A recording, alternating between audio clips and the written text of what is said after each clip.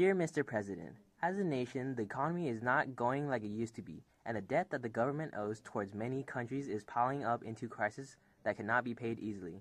The government also owes money to the people through Social Security and military pensions. Trailing the debt is a national deficit. When you look at the fiscal cliff from far away, it looks like a vertical drop, but get a bit closer and it looks like a staircase, right? Let's start with the first stair, the debt ceiling. That's how this all began, remember. The debt ceiling is the total amount the U.S. government can borrow to meet its existing obligations. We hit it at the end of 2012, though default can be avoided into 2013 through what the Treasury Department terms extraordinary measures. In the summer of 2011, House Republicans refused to raise the debt ceiling without an agreement to cut government spending. The result was a debacle, a downgrade of U.S. credit for the first time in history, and the formation of a committee to solve the problem later. And thus the threat of the fiscal cliff is born. Now, without a new deal, on January 1st, tax hikes, they kick in, $661 billion for next year alone. Those include the expiration of the so-called Bush tax cuts, an end to the payroll tax holiday, and an expansion to the alternative minimum tax, or AMT, for high-income earners. Americans will start to feel those when the first paychecks of the new year arrive. The third step is called the sequester, which kicks in January 2nd. Those cuts amount to $78 billion next year. Some companies with government contracts have already pulled back on hiring. Some have slowed work. But most Americans won't truly feel the effects of the sequester, the spending cuts, until the middle of next year. We're talking layoffs for private sector and government employees and cutbacks in the services Americans rely on. That's the timeline. It doesn't happen all at once, but even if the threat of the fiscal cliff is flirting with disaster during a fragile economic recovery. It's becoming a major issue because the revenues are not making enough money that goes towards the economy. The nation needs a solution to solve these issues that are hurting us. Borrowing money from other countries is building up to where the government cannot pay it all off and is ruining the economy. The economy is being robbed through foreign trade because jobs are being outsourced to other countries. I hear about jobs leaving New York and leaving America and going overseas. And then there's some talk as this is inexorable. It is not inexorable. And that's what we're here to say tonight. We can do something to stop this. And stop it we must. Manufacturing used to be the backbone of our economy. It supported millions of families, was the staple of middle-class communities. It's no secret what happened. Company after company after company began sending jobs to China and Vietnam and Malaysia, to Mexico and Brazil and parts of South America. These countries have lax enforcement of work rules, environmental rules, and pay rules, so it's cheap to produce goods there. We've heard the statistics, how the United States lost millions of manufacturing jobs in the last 10 years. In New York, 90,000 manufacturing jobs in the last 3 years alone.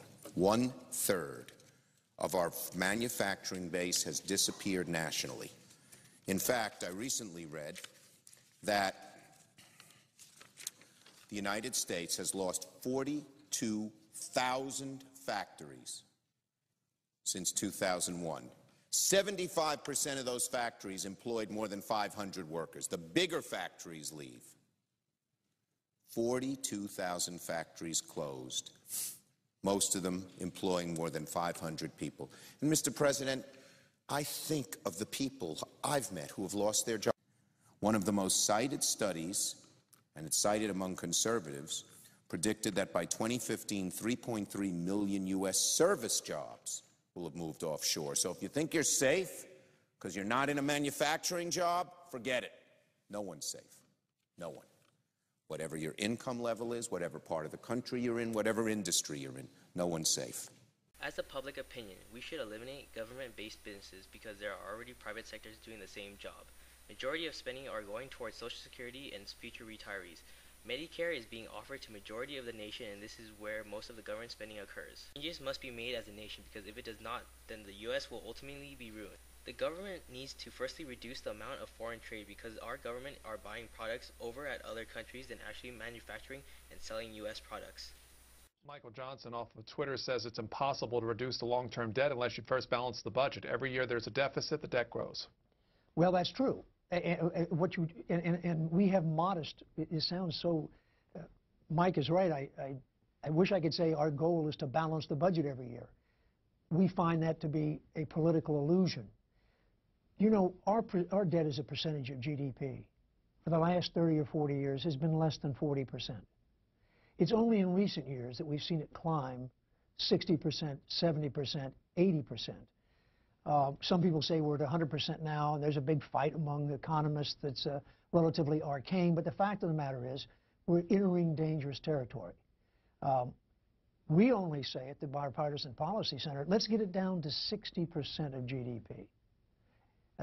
That's not great, but it is a level that we think is sustainable. It's a level the IMF, the International Monetary Fund, and other international organizations have said is fairly healthy.